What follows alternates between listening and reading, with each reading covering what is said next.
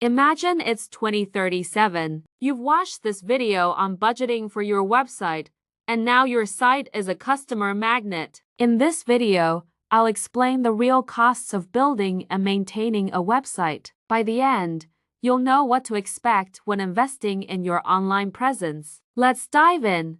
Website costs fall into three main areas: design and development, maintenance, and marketing. Design and development cover the look, functionality, domain name, and security. This setup can range from $1,000 to $50,000. For instance, a medium-sized website may cost $2,000 to $25,000, while an online maintenance involves keeping your site secure and updated, costing $500 to $10,000 per year. Marketing is crucial for attracting customers, with services like SEO, PPC ads, and content marketing costing $750 to $12,000 per month. Investing wisely in your website creates a tool that attracts